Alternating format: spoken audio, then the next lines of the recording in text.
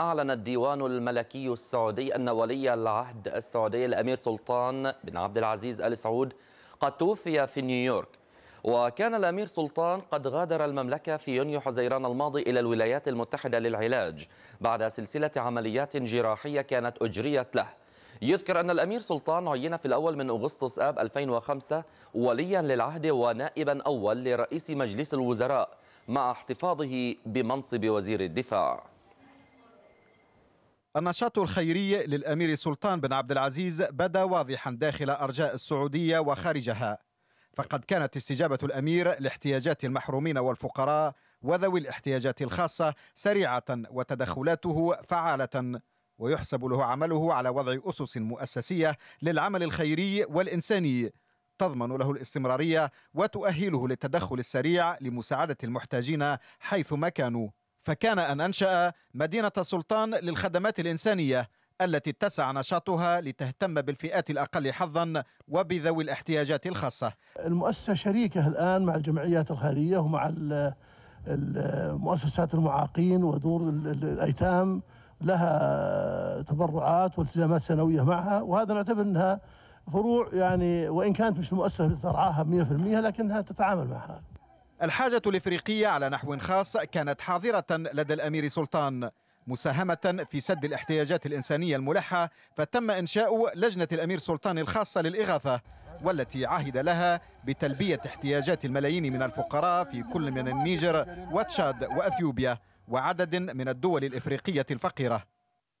وفي داخل المملكة لم يدخر الأمير سلطان جهدا لمساعدة المحتاجين، فأنشأ عددا من مؤسسات العمل الاجتماعي والخيري التي عهد لها بتشجيع الطاقات السعودية في المجالات العلمية والطبية ومراكز العلوم والتقنيات الحديثة التي تضمها مدينة سلطان للعلوم الإنسانية.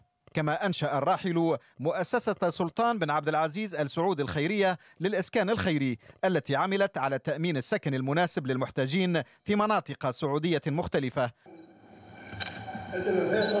في السعودية أيضا وجه الأمير سلطان اهتمامه بالمرأة المنتجة من خلال إنشاء صندوق الأمير سلطان بن عبد العزيز لدعم المشاريع الصغيرة للسيدات لتوفير الحياة الكريمة لنساء الوطن. الهادي الحناشي، العربية.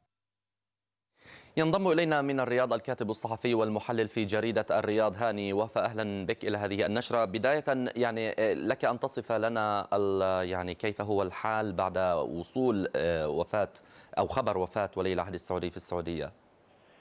في البدء نسأل الله سبحانه وتعالى أن يتغمد فقيدنا برحمته ويسكنه في سيح جناته، ونعزي خادم الحرمين والأسر الحاكمة لهذا الشعب السعودي والأمتين العربية والإسلامية بهذا المصاب الجلل. أكيد بالتأكيد يعني خبر موجع جدا. الأمير سلطان رحمه الله شخصية غير عادية، هو رجل دولة، رجل إنسان. الشعب أطلق عليه لقب سلطان الخير، احتمال تقريركم الذي بثيتموه يعني أظهر بعض الجوانب الإنسانية نعم للأمير سلطان، ولكن هناك جوانب أخرى خفية لا يعلمها الكثيرين. هو له أياد بيضاء في الداخل وفي الخارج، لذلك أطلق عليه لقب سلطان الخير. نعم. فعلا طيب. هي خبر جلل، خبر جدا مفجع بالنسبة نحن لنا. سنتحدث طبعا معك عن مناقب ومآثر يعني الراحل، ولكن سأتحول إلى مراسلنا خالد المطرفي أيضا ليضعنا في صورة يعني الأجواء هناك بعد وصول خبر وفاة ولي العهد في نيويورك. بداية الأجواء خالد المطرفي. خير محمد. طبعا الأجواء حزينة، هناك ضغط كامل على وسائل الاتصالات سواء الهاتفية أو من خلال رسائل البلاك بيري. هناك الناس ما أن الأمير سلطان كان مريضا وكان يعالج في نيويورك ومعلن ذلك الشيء ومنذ رجب الماضي، إلا الناس يعني اندهشت لما علمت بهذا الخبر بشكل مفاجئ، واعتبرت ان الموضوع يعني موضوع صدمه يعني بالنسبه لها. طيب الان يعني التفاصيل، اذا اردنا ان نتحدث عن التفاصيل سواء الوفاه وايضا نقل الجثمان من نيويورك والترتيبات للدفن، اذا كانت لديك تتوفر اي معلومات اوليه. طبعا كما ذكرت في النشره السابقه انه سيصل يوم الثلاثاء وسيتم الصلاه عليه عصر يوم الثلاثاء. في الرياض وسيدهم في الرياض. وعادة في مثل هذه الأمور الدفن في المملكة العربية السعودية للملوك وللناس العاديين هو بشكل عادي جدا وفي مقبرة عادية جدا، ولا يوجد هناك أي تمييز لأي شخص عندما يتوفى. وكانت جنازة الملك فهد خير إثبات وخير دليل أن الأمور تسير في المملكة العربية السعودية بشكل طبيعي جدا. قيل انه اذا يوم الثلاثاء على الاغلب سيتم الدفن. ايوه سيتم الدفن يوم الثلاثاء. طيب هل يعني لديك معلومات عمن كان بجواره في اللحظات الأخيرة وهو طبعا في نيويورك؟ طبعا كان معه أخي الأمير سلمان أمير منطقة الرياض، وهو الذي كان يرافقه طوال فترة مرضه، وأيضا ابنه خالد بن سلطان وعدد من أبنائه الذين كانوا يرافقوه. نعم. عدد كبير من هذا.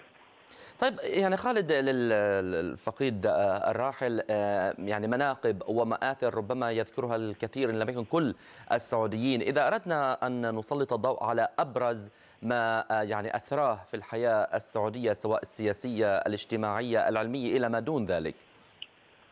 طبعا كانت بالقليل ذكرت ميسون عدد من المؤسسات الإنسانية وعدد المؤسسات الطبية والتعليمية التي يرعاها الأمير سلطان، وأيضا له جهود في داخل المملكة وخارج المملكة العربية السعودية سواء في الصومال أو في أفريقيا. وهناك عدد، أنا أعلم شخصيا أن هناك عدد من الدعاة الذين هم في أفريقيا ويدعمهم الأمير سلطان كثيرا من خلال دعم مالي ودعم مؤسساتي من خلال مؤسساتي أو من خلالي شخصيا.